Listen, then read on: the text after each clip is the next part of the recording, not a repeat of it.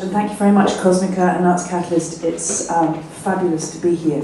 Honor, that was a superb talk, and you've inspired me to begin my presentation by showing you very briefly a project, the first project that I did that was kind of in outer space, or rather inspired by outer space. Because my take on it is almost the other extreme.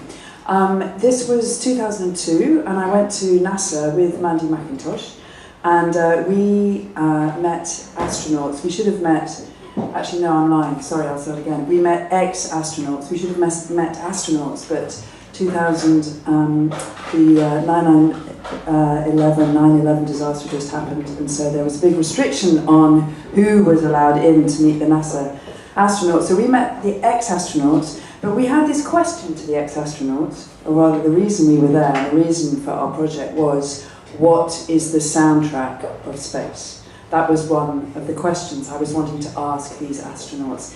These men get inside things that were the size of a washing machine, and they would go off into space. And when you actually start to think about what they're doing, it's phenomenally brave.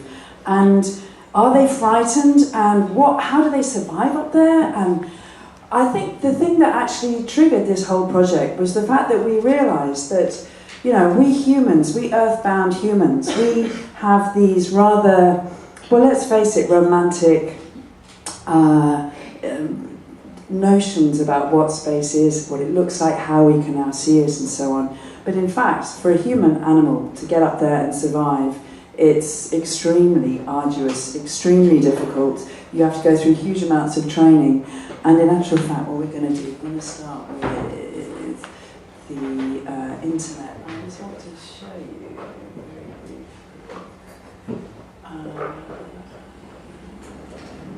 Can I get to internet? Yes. Sorry. Yes. So let's do this. So, Weightless Animals, in fact, was the product of this project, the first one I did with Mandy. And we literally went to NASA, and we met these astronauts, and we interviewed them, and we were just asking them, what the hell is it like? You know, do it, for heaven's sake. And they told us in different ways. And I was always asking them, well, what would be your soundtrack for space? You know, come on, you go up there, you've seen the world, you've seen our little watery blue planet. What would be your soundtrack to describe that experience? And they'd all look at me and they'd say, oh God, I don't know, you know, some kind of easy listening or something, you know. I mean, one guy said Joan Baez, another guy said, oh, some country, you know. But there was one bloke, he looked me straight in the eye and he said, Ravel's Piano Concerto for the left hand. That would be my soundtrack for space. So, at this stage, this was not a question of actually using data to make music or anything. It was actually, I was completely fascinated with this, which was really why I asked Honor that question. I was fascinated with this thought. How can we understand space? Because we are human animals, we survive because of this medium in which we all live, air. There is no air up there. There is no sound. And being a sound artist and a composer and a musician, my life and my work and our existence is absolutely dependent on this air. And that is where sound comes from. So how on earth can there be, what is it up there? What is this place, this experience? So I'm just going to very quickly take us into space. So this was a 2003 website, bear in mind. It's quite interesting, I think, actually, as a historical document. Where are we? I think it's this one here. Okay, let's enter. I'm just going to show you the very first one. Enter. Oh, sorry. Yes. Is it this one? Here a week before the mission called Quarantine. And at that point was really when you say goodbye to your spouse, more a understanding on their part that they, you know, that this might be the last goodbye for them.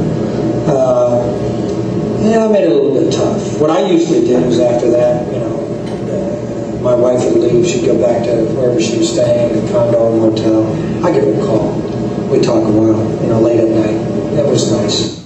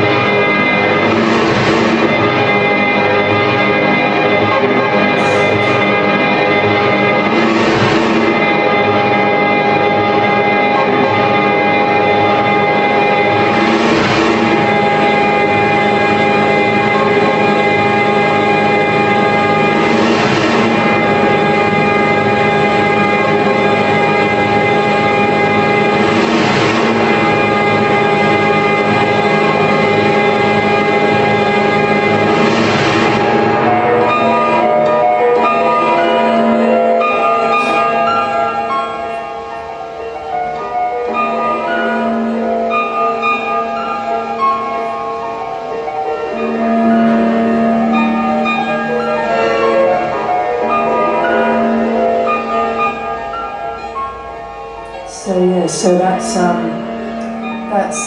Ravel's piano concerto that whole little first piece is made out of. And I'm not going to take you through this website because you can actually go through it yourself if you feel like it. Sonic Space Cartoons is really what it is. Just momentarily, I've just got to show you the hair instruments, because you can actually, if you go inside the spacecraft, you're going to find these astronauts. And that was one thing that was kind of interesting as well, was realizing, of course, that the whole business of going into space was very much a male thing, although the Russians, Stalin was putting women up in space immediately. But once you get in space, you have incredible hairdos. So, and in fact, within our space capsule, there are hair instruments, and I'm just very briefly going to show you this, because you can actually play the hair. And actually move around.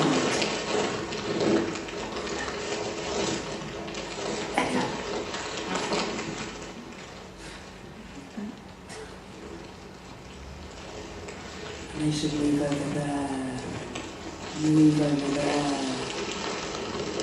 So they're really quite playable. And then there are lots of other places for you to be able to go, including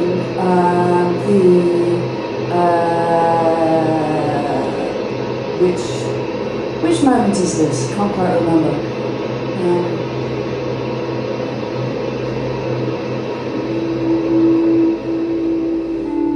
The Outpost Tavern, where the astronauts go after a day's heavy training. And there they'll find the swing doors. We went to this Outpost Tavern. It's full of astronaut paraphernalia. You go through the swing doors, they're real. And there's the jukebox, which has got a variety of extraordinary rock on it.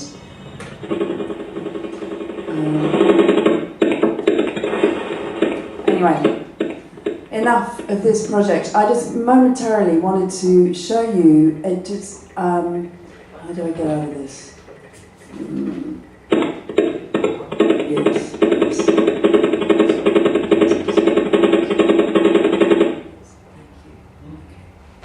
Okay, so this is the current project. Mandy, I'll just say very, very briefly that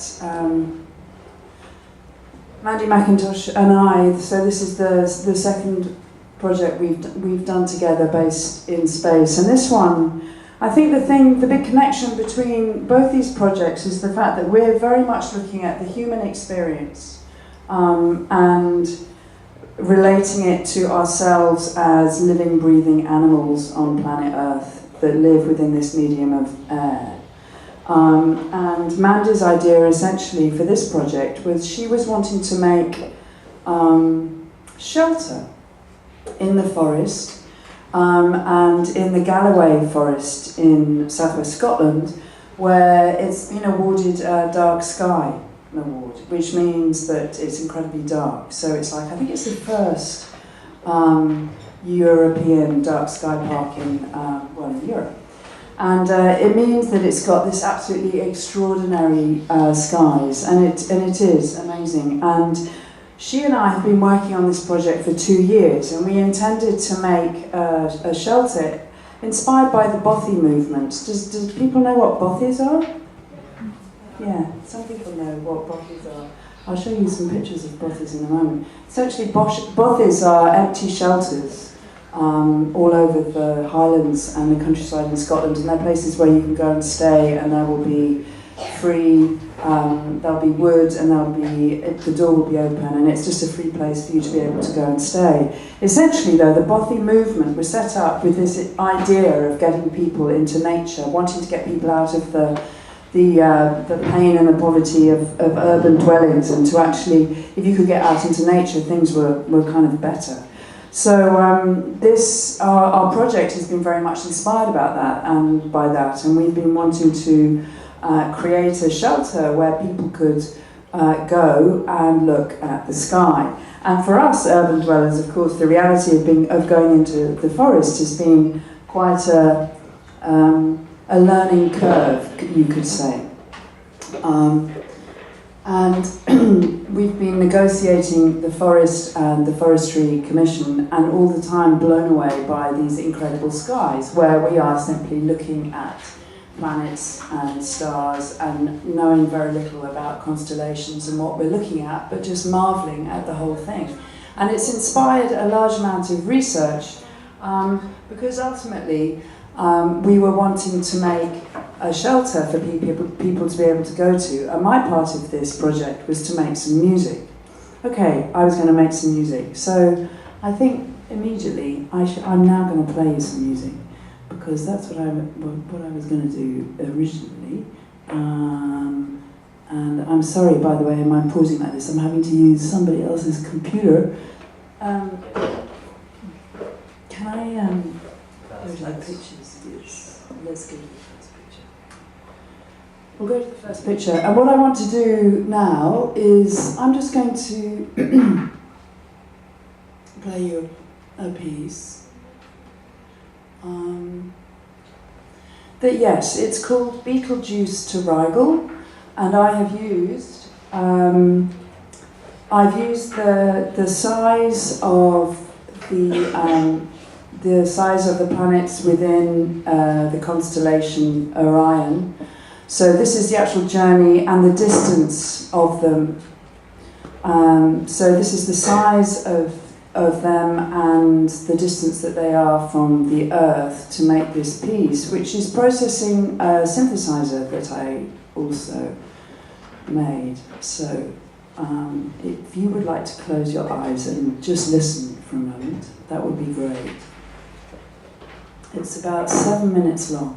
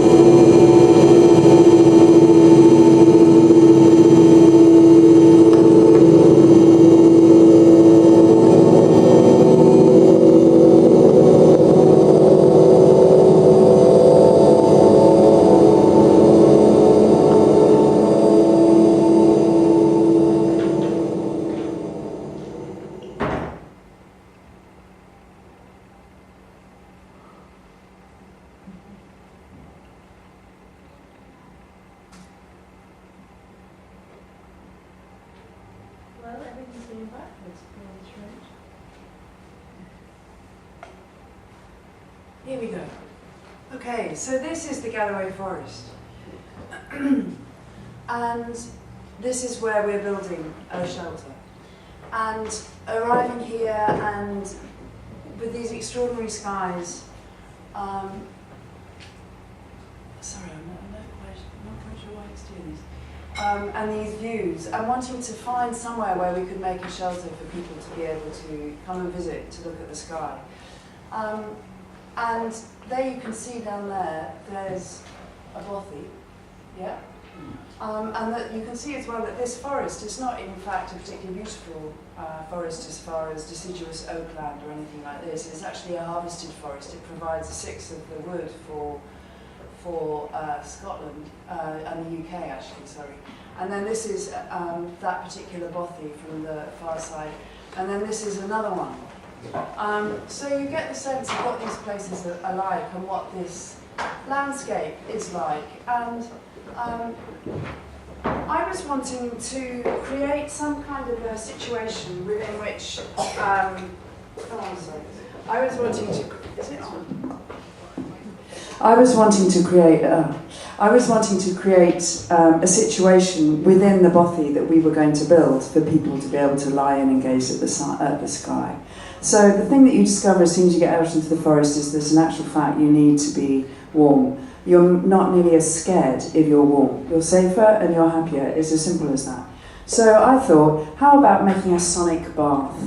And I could add in here that actually, if you haven't realised already, maybe that piece of music I just played gave you an idea.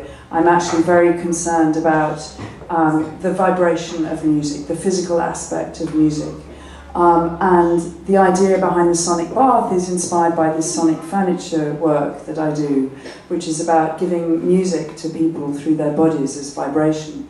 So the sonic bath was going to actually be down the hillside from this bothy we were going to build. And it was going to be full of hot water that would be heated by the fire that you lit when you arrived in your bothy. And the top seal of this sonic bath would be rubber. And you'd go through the slit and you'd lie there, there'd be the hot water keeping you warm, you'd be able to gaze at the sky.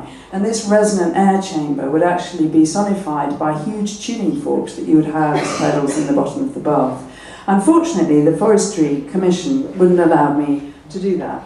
So that idea got binned.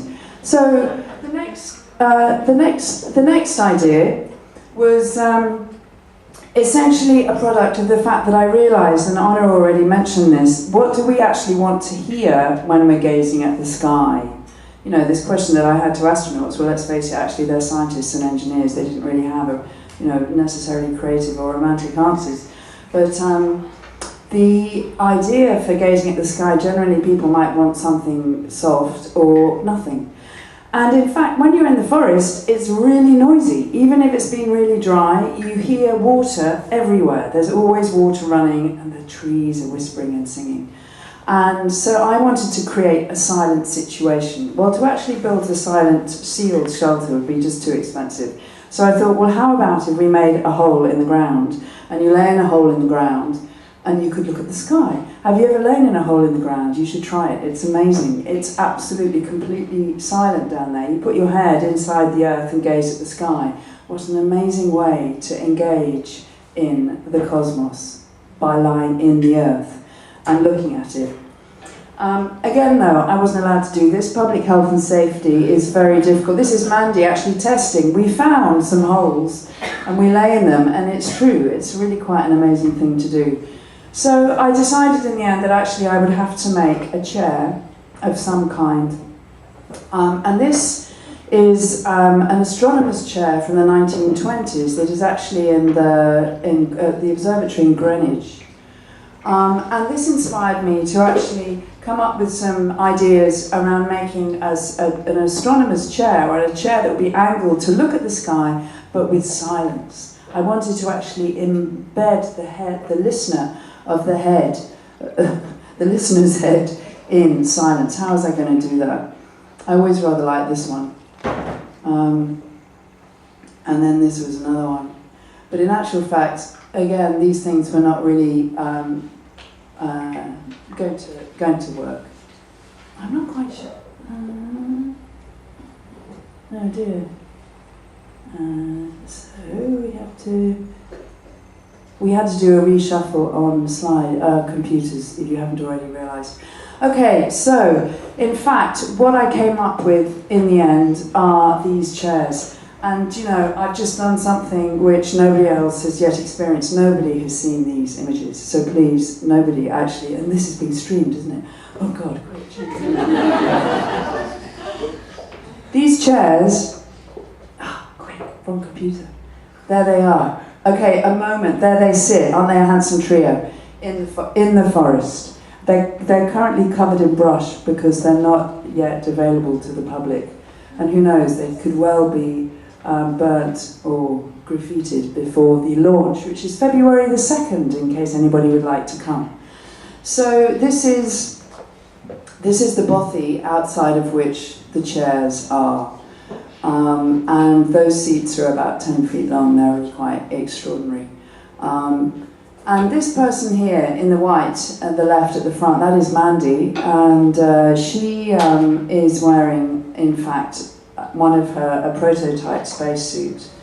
And this was in the end, the solution to our quest to make a shelter. We wanted to make a shelter, but we had so many problems with actually being able to create a shelter that was going to be allowed within the forest due to public health and safety again, and we were being shuffled from one area to another, that in the end we came up with the solution to make suits that were actually stuffed with fabric that are used by NASA astronauts.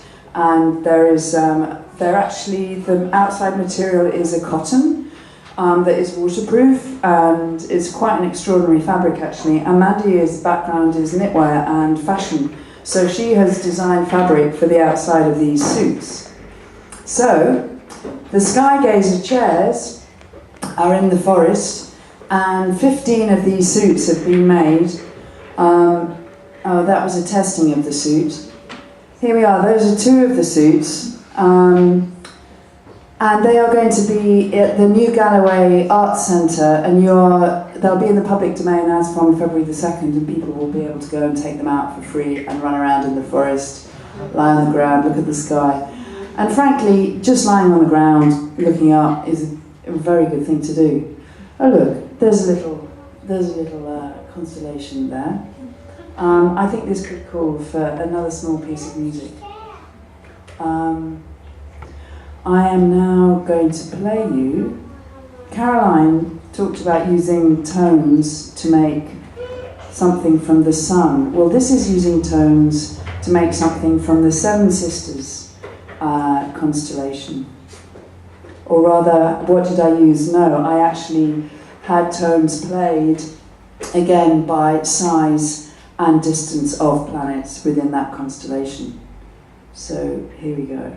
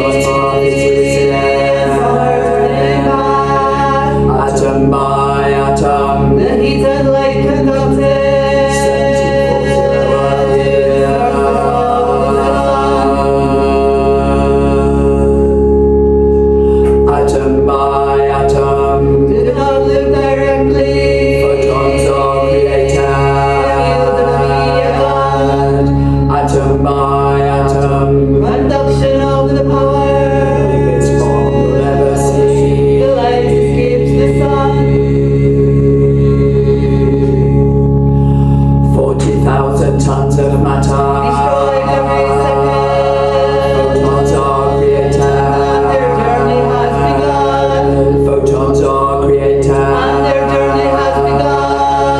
photons are created, And their journey has begun. photons are created, And their journey has begun. And their journey has begun.